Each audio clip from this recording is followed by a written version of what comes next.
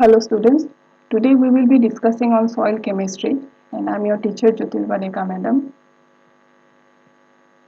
So this is your syllabus. So the first one is soil pH. So pH means the measure of acidity or alkalinity. So from 0 to 7 it is acidic in nature, at 7 it is neutral, and from 7 to 14 it is alkaline. Now what do we mean by an acid?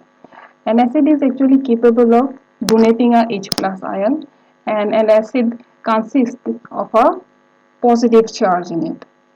Alkali, on the other hand, alkali yields an anion, that is a negative ion, and it consists of a negative charge.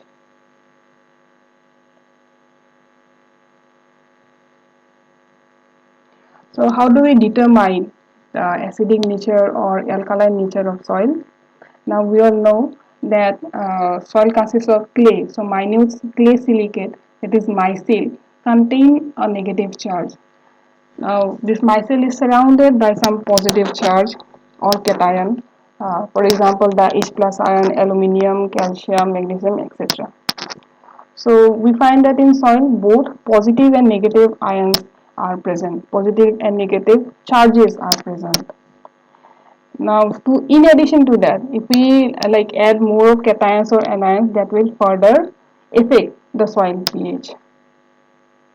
Now, factors affecting soil pH, we find that soil pH could be affected because of climate, because of mineral content, because of texture, soil texture, parent material, topography, organisms, and time. We find that in warm and humid climate, for example in Assam, the soil pH decreases over time because of acidification by a process known as leaching. And what do we mean by leaching? Leaching is actually draining out of the important soil nutrients from the soil due to heavy rainfall. Now we find this heavy rainfall and humid climate both taking place in Assam. So here the soil pH decreases and the soil is acidic in nature. In places where the climate is dry, we find that soil weathering and leaching is less, and hence the pH is neutral.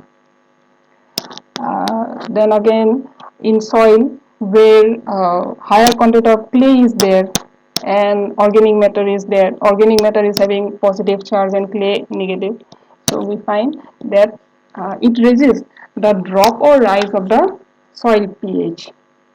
That is known as buffer capacity. Next, we need to discuss about the redox potential.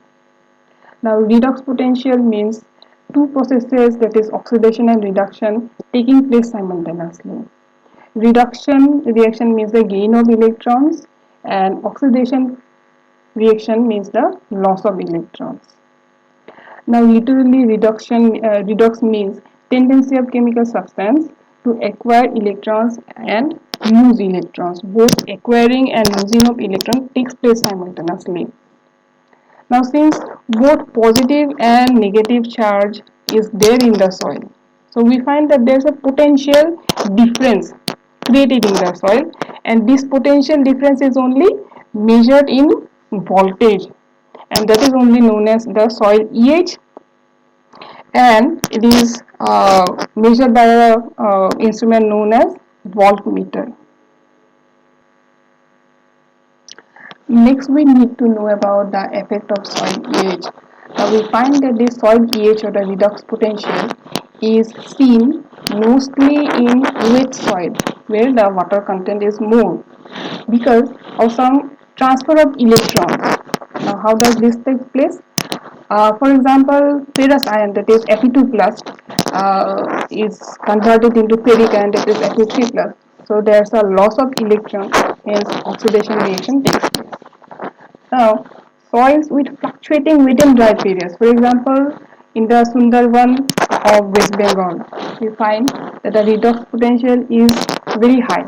It ranges from about minus 100 millivolt to minus 200 millivolt, and obviously this is because of flooding from the river and sea. Now, the effect of this soil pH, soil EH is basically on the biochemical processes taking place in the ecosystem. And a lot of studies are going on. Like I have shared some of the scientific papers to you all, so you all can read over there also. So those are some of the studies. Next is electrical conductivity.